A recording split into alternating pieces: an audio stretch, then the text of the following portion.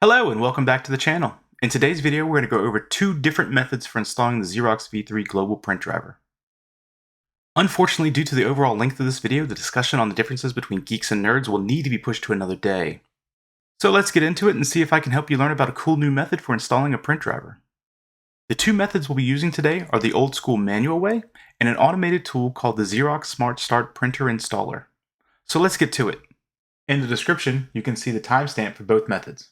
Installing the Xerox V3 Global Print Driver using the manual method. First thing we'll need to do is find your IP address. Here's mine front and center, but you may also see it in the top left-hand corner of the screen. If you don't see it on the screen, let's go ahead and choose Device, then choose About, and you will see a wired IPv4 address. Now that we have this information, let's go ahead and get the Xerox Global Print Driver. So let's open up a web browser and type Xerox Global Print Driver. Go ahead and choose the first link there where it says Global Print Driver. 9 out of 10 times, I'm going to go ahead and get the PostScript driver here, the first one. But if you want, you can scroll down and choose the PCL6 driver. You have different reasons to do it. Some applications like the PostScript versus the PCL, but for the most part, PostScript is what I go for. Now that we've downloaded it, we're going to go ahead and right-click on it. We're going to extract all. Click Extract. Now that it's extracted, we're going to close all this out. And let's go to Windows Settings.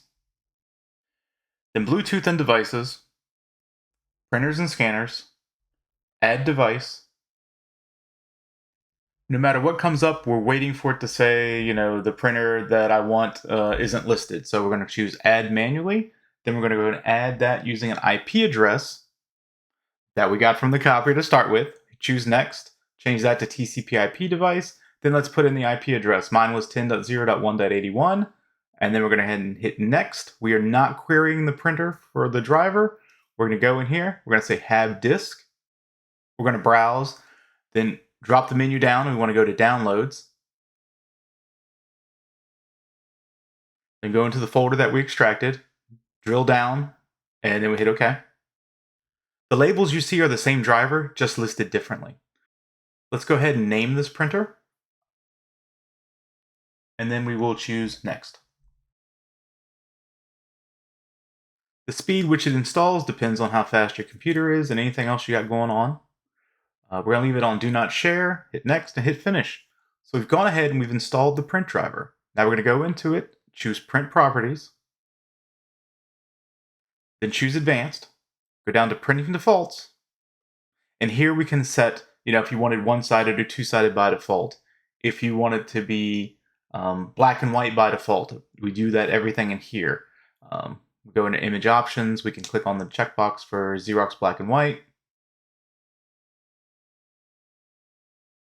I'm also a big fan of going under Advanced and making sure that the Job ID banner page is turned off. Even if the device has told it to not print it anyway, sometimes the print driver can override that. So if we turn it off in the driver, we just make sure that it's not going to print off. We can go ahead and close out of settings now. We're done. We've installed the Xerox Global Print Driver using the manual method. Installing the Xerox V3 Global Print Driver using the Xerox Smart Start Printer Installer. The first thing we need to do is go ahead and do a search for the Xerox Smart Start Printer Installer. On the web page, we can allow or decline the cookies, but we need to get the installer.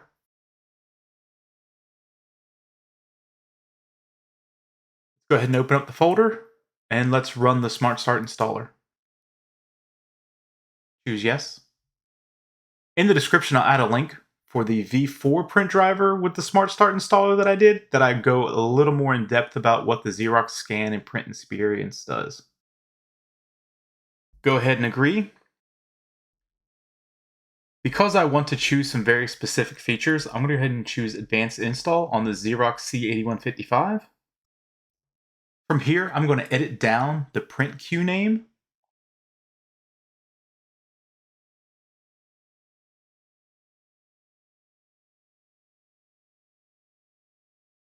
We're also going to change our print system. So remember when I keep saying V3, Also, it's referred to as Type 3. So Type 3, V3, the same thing. And I want to go ahead and choose those. Here I can choose whether or not I want PostScript or PCL. I'm going to go ahead and choose PCL.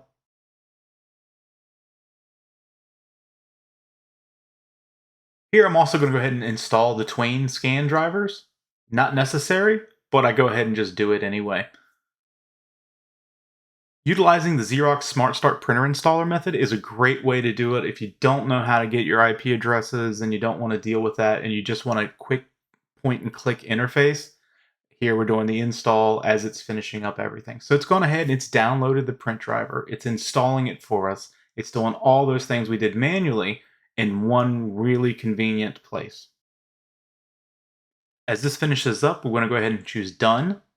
And then we're still going to go back into settings and go ahead and make a couple of those tweaks to the print driver that most people really do want, at least in their business environment.